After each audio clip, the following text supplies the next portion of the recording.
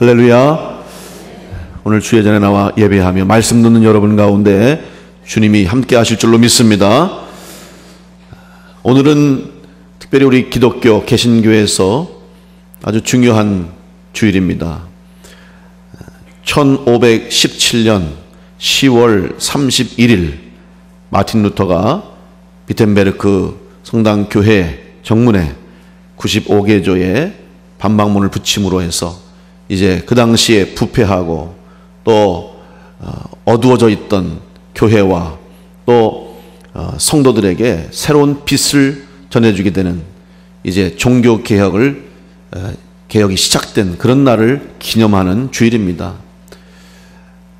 올해로 498주년이 됐습니다. 이제 내후년인 2017년은 종교개혁 500주년을 기념하는 해가 됩니다. 그래서 아마 여러 가지 행사와 또 여러 가지 또 새로운 종교개혁의 전통을 잇기 위해서 우리 한국교회뿐만 아니라 세계 교회가 이제 준비하고 있는 걸로 알고 있습니다. 그만큼 새로워진 기독교, 또 새로워지기 위해서 몸부림쳤던 그런 종교개혁의 역사를 우리가 다시 한번 기억해야 할 것입니다. 종교개혁을 영어로는 리포메이션이라고 말합니다. 개혁이라는 의미인데 이것은 잘못된 것을 개선해가는 과정을 말하는 겁니다.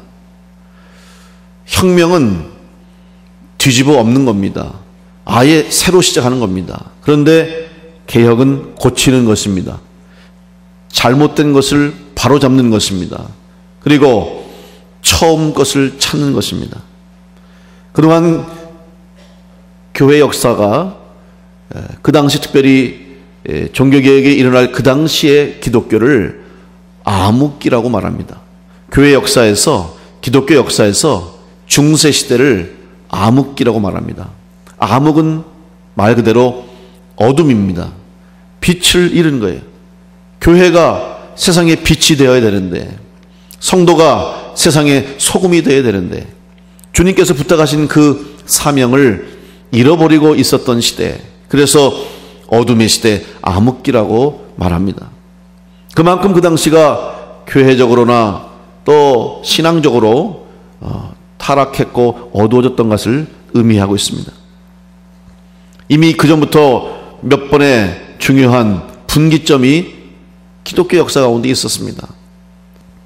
이런 상황 속에서 마틴 루터는 그 당시에 여러 가지 교회적으로나 또 사회적으로나 교회가 사회 속에서 너무 역할이 큽니다. 그리고 정치와 결탁이 되고 권력과 연합하면서 부패가 생기게 되고 문제가 생기게 됐습니다. 이런 모습을 보면서 마음속에 여러 가지 안타까움을 가지고 있었습니다. 그러던 차에 무엇보다도 종교개혁의 가장 큰 원인이 되었던 사건이 바로 면죄부 사건이 있었습니다. 교황 레오 10세가 당대의 사업으로서 베드로 대성당을 건축하는 가운데 하루빨리 이 대성당을 완공하기 위해서 모금을 하게 됐습니다.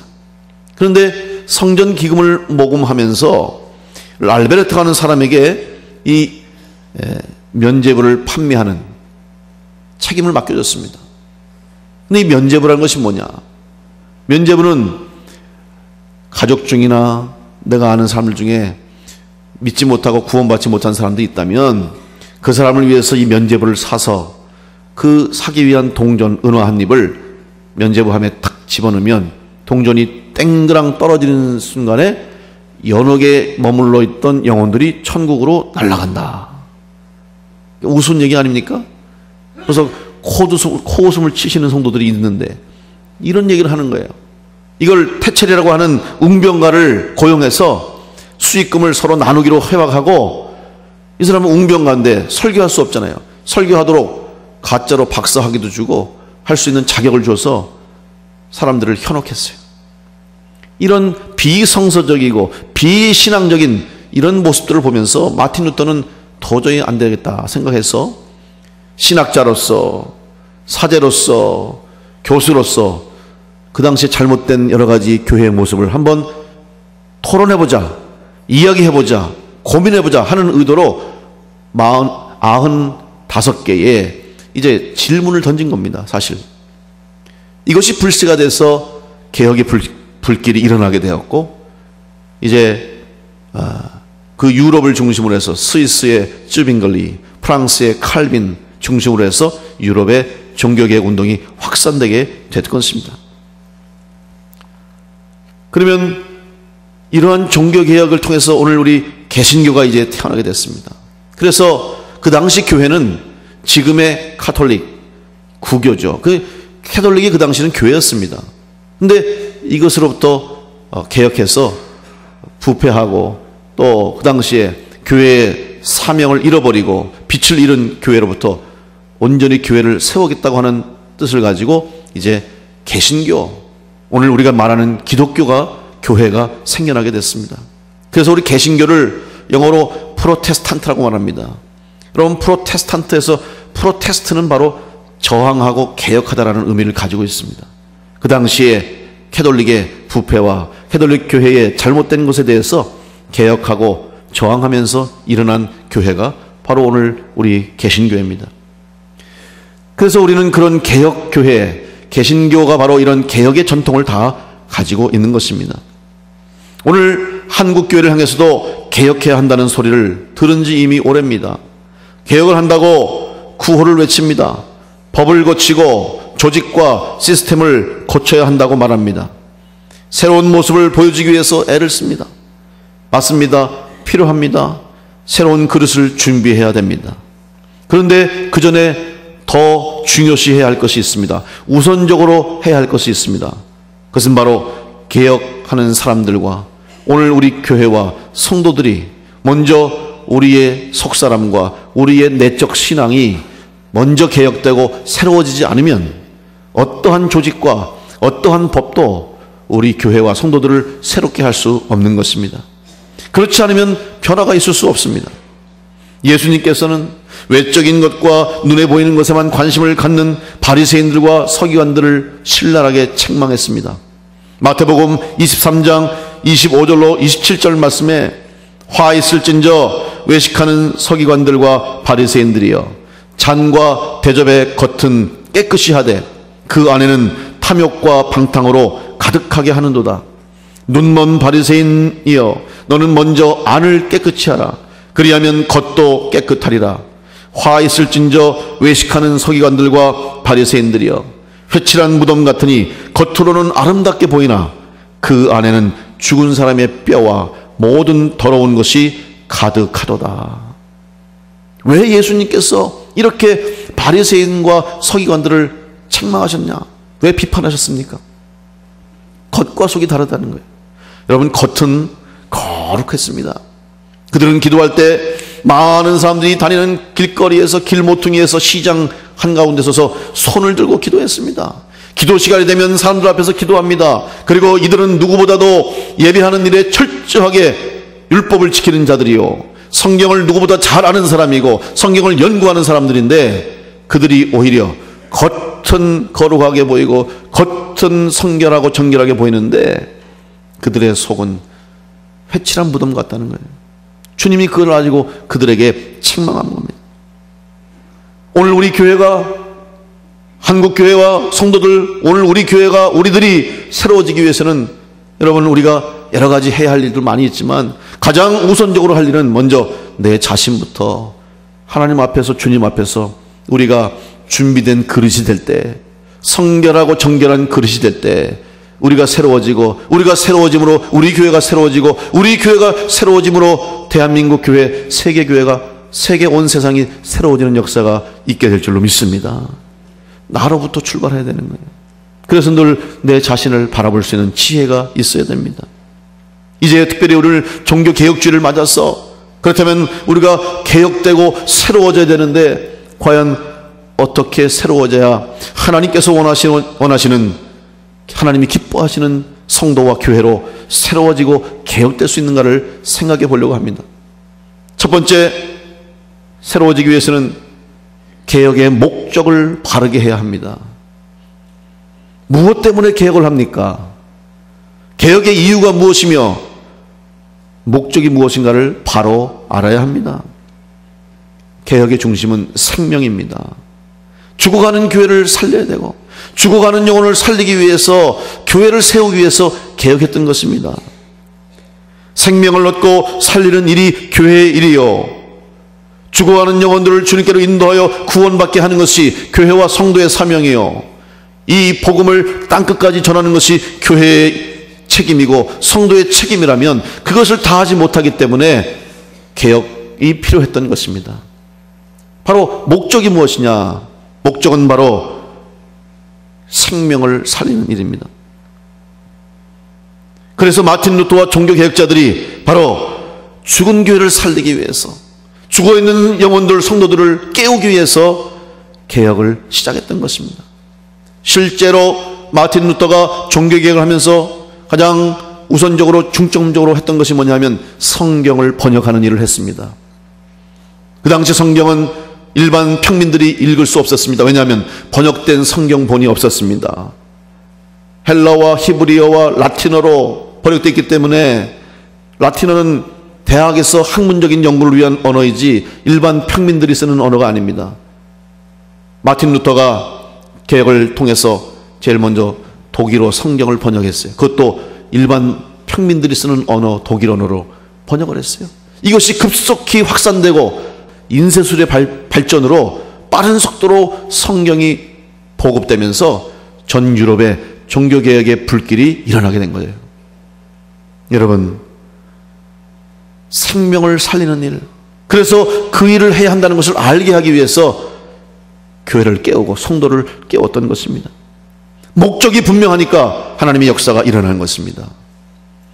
만약 지금 누군가가 물에 빠져서 살려달라고 허우적 되고 있는데 여러분 어떻게 됩니까? 가장 급한 게 그 사람을 건져내야 되지 않겠습니까? 죽어가는 영혼을 죽어가는 그 사람을 살리기 위해서 빨리 물에서 건져내야 되는데, 지금 살려달라고 물에서 허우적 되는 사람 앞에서 저 사람이 왜 빠졌습니까? 무엇 때문에 빠졌습니까? 빠진 지 얼마나 됐습니까? 이걸 토론하고 있겠습니까? 또 저 사람을 구하기 위해서는 우리가 구조대를 만들어야 되는데 누가 구조대원이 되겠습니까? 또 누가 구조대 대장이 되겠습니까? 회장, 부회장, 총무 뽑아야 된다고 그러고 있겠습니까? 살리는 일이 우선인데, 살리는 일이 목적인데, 목적 외에 본질 외의 것으로 향하고 있는 교회가 개혁의 대상이 됐던 거예요. 여러분, 교회는 목적이 분명하지 않습니까? 오늘 우리의 목적은 세상을 구원하고 하나님의 뜻을 이루기 위해서 독생자를 이 땅에 보내셔서 누구든지 주를 믿는 자는 멸망하지 않고 구원을 얻게 하신다는 말씀대로 영혼을 구원하는 일, 세상을 구원하는 일을 위해서 우리 교회와 여러분이 부름받게 된 줄로 믿습니다. 이 목적이 분명하기 때문에 우리는 그 일을 하는 거예요.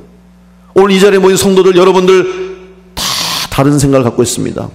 여러분의 생각, 가치관, 여러분이 가지고 있는 판단하는 것, 여러분의 또 중요시 여기는 것 다 달라요.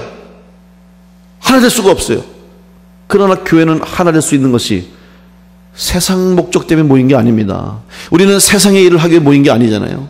하나님의 일을 하기 위해서, 하나님께서 주신 사명을 위해서 모인 거기 때문에 그것이 문제가 되지 않는 거예요.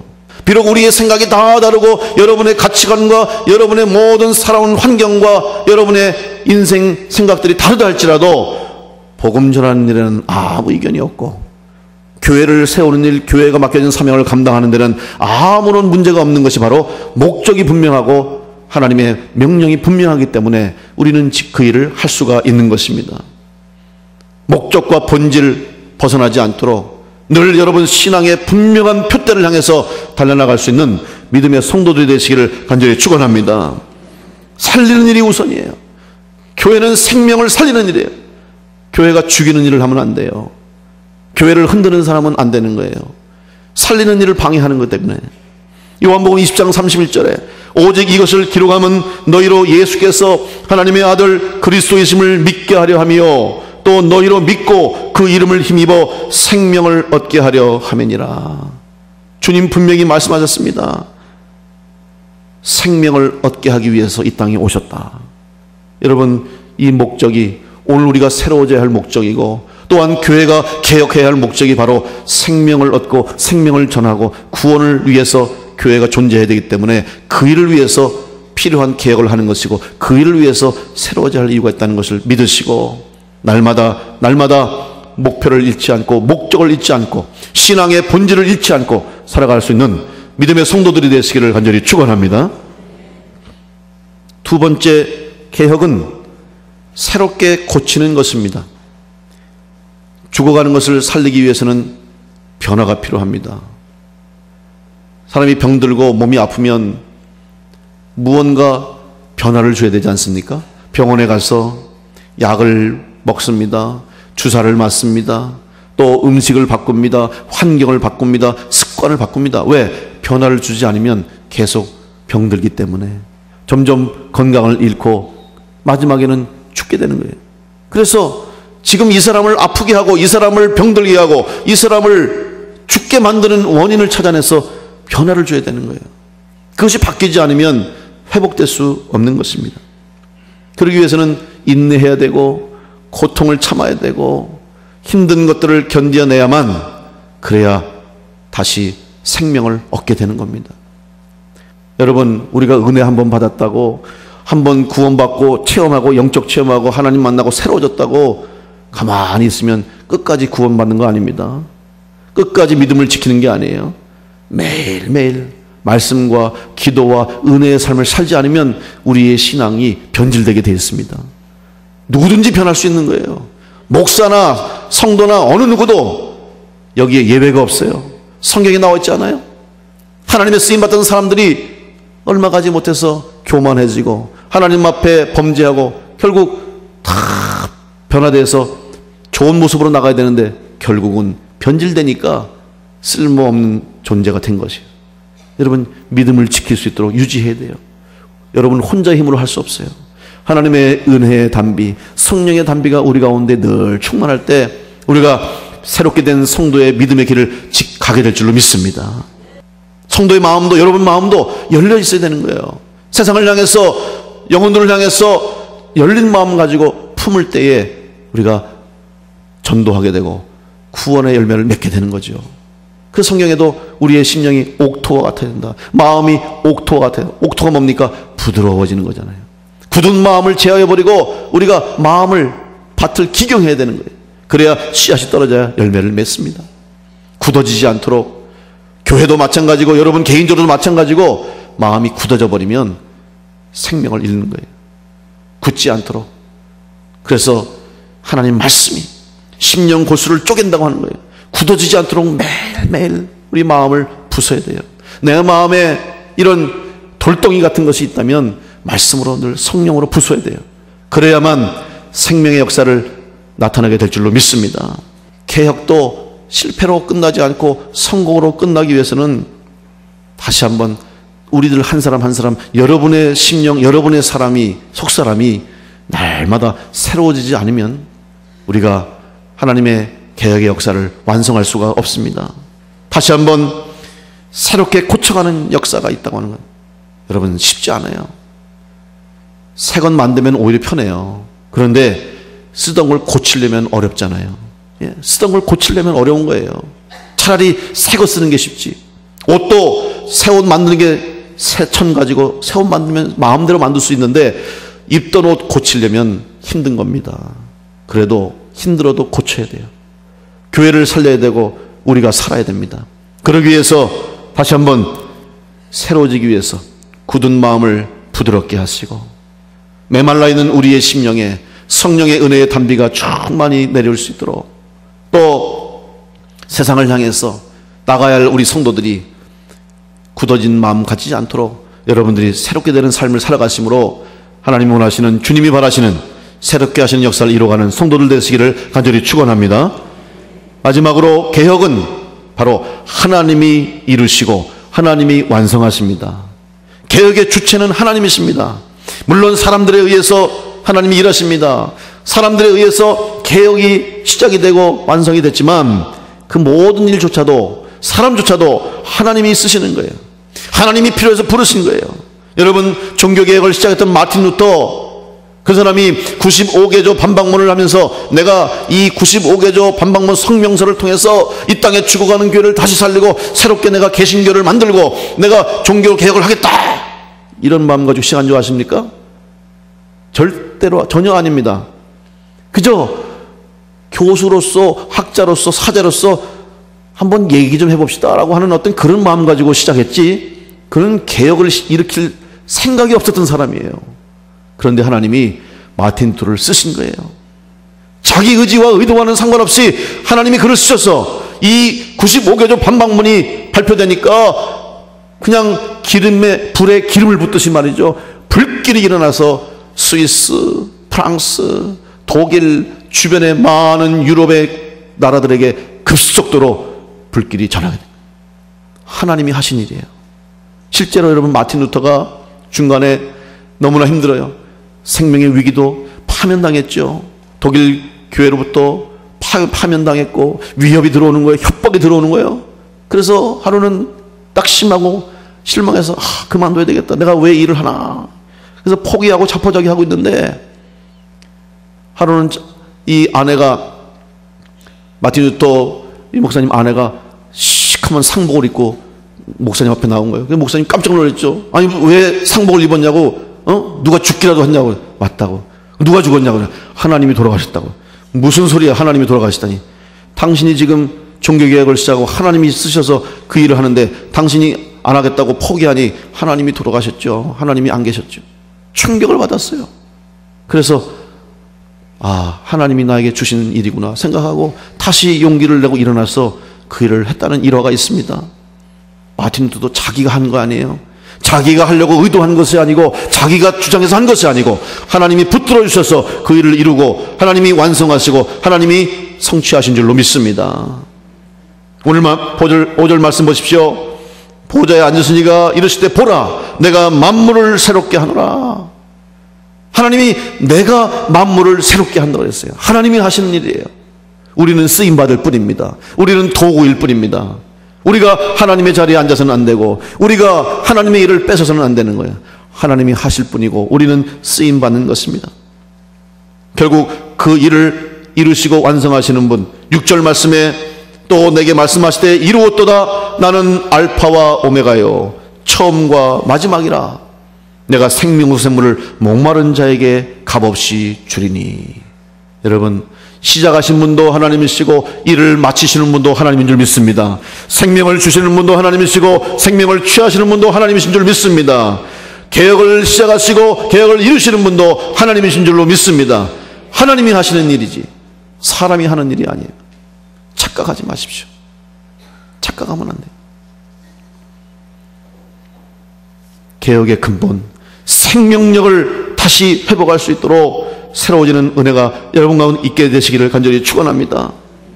그래서 종교개혁의 3대 구호가 있어요. 3대 기치가 있어요. 마틴 루터가 외쳤던 거예요. 첫 번째, 솔라 피데, 라틴어입니다. 오직 믿음으로.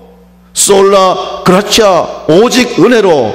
솔라 스크립투라, 오직 말씀으로. 이 세 가지를 중심으로 해서 잃어버린 신앙과 믿음을 회복했던 거예요. 오직 믿음으로, 오직 은혜로, 오직 성경 말씀으로만 구원받고 새롭게 됨을 믿으시고, 여러분 다시 한번 하나님이 이 마지막 시대에 우리 교회와 우리 성도들을 통해서 만물을 새롭게 하고 이 세상을 새롭게 하고 죽어가는 영혼들을 살리기 위해서 쓰시고자 하는 것을 믿으시고 쓰임받게 합당하게 새로워질 수 있는 놀라운 은혜가 여러분 가운데 함께 하시기를 간절히 축원합니다. 그래서 우리 교회도 다시 한번 그 쓰임에 합당하게 쓰임받는 교회가 될 수 있도록 새로워지고 개혁되는 우리 교회와 성도들이 다 되시기를 간절히 축원합니다.